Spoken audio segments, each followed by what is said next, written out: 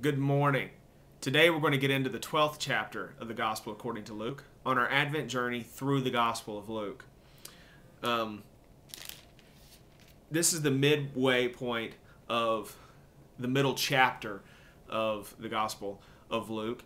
And as we've talked about before, just a little while ago in the 9th chapter, we talked about the beginning of the travel narrative where Jesus steadfastly points his face towards Jerusalem, and that's where he's headed. He is headed to Jerusalem, and for the events that's going to occur that mark the end of his life and his resurrection.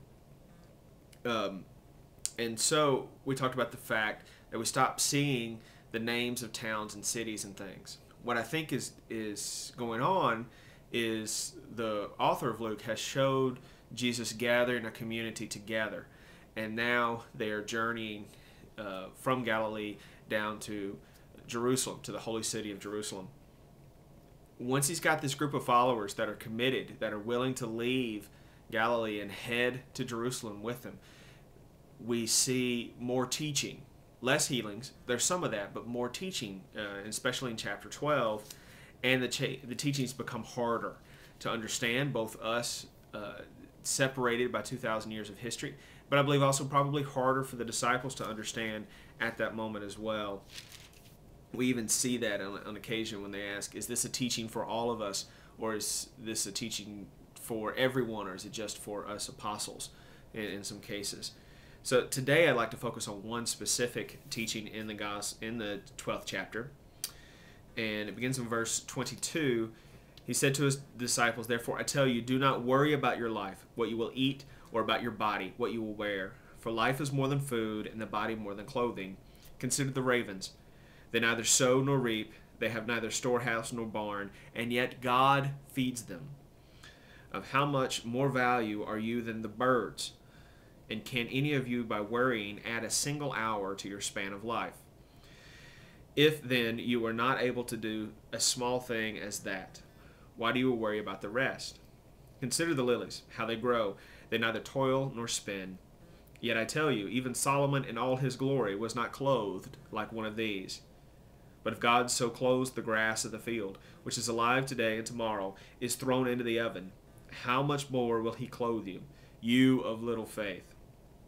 And do not keep striving for what you are to eat and what you are to drink, and do not keep worrying, for it is the nations of the world that strive after all these things, and your Father knows that you need them. Instead, strive for God's kingdom, strive for his kingdom, the scriptures say, and these things will be given to you as well." This is a very, very hard teaching.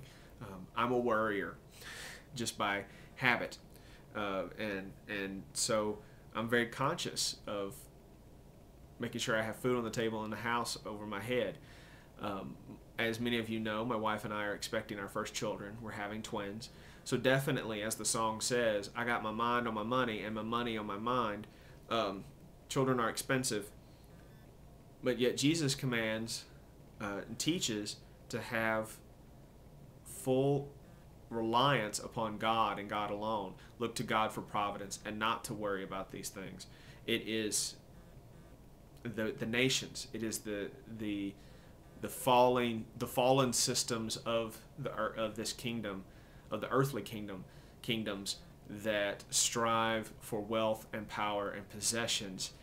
And he's saying in the kingdom of God, just trust that your daily bread, remember we talked about that with the Lord's Prayer, your daily bread will be provided. It's a theology of enough, even an abundance, but it's enough, as opposed to an attitude of scarcity.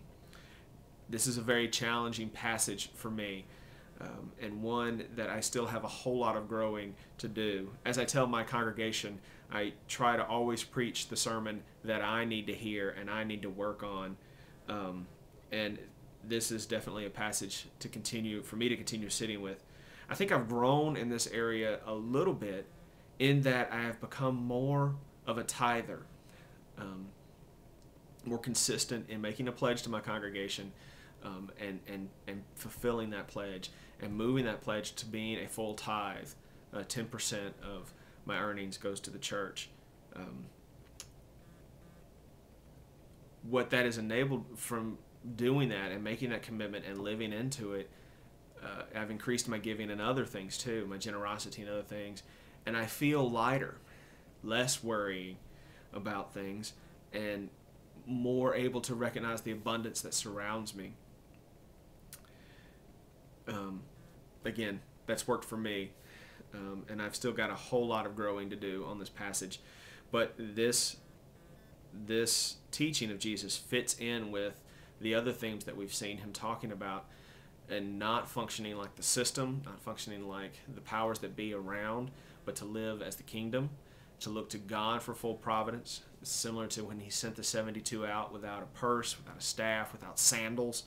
They just went and trusted and were loyal to God by that trust. So that's a key thing in chapter 12, and I encourage you to read the whole chapter and take a look at it. There's a lot in there. It's a dense chapter. Tomorrow we'll get into the 13th chapter of the Gospel of Luke. Again, tomorrow is Sunday, so it'll be tomorrow afternoon before I get to post anything about that. I hope you have a gracious day, and I look forward to talking to you tomorrow. God's peace.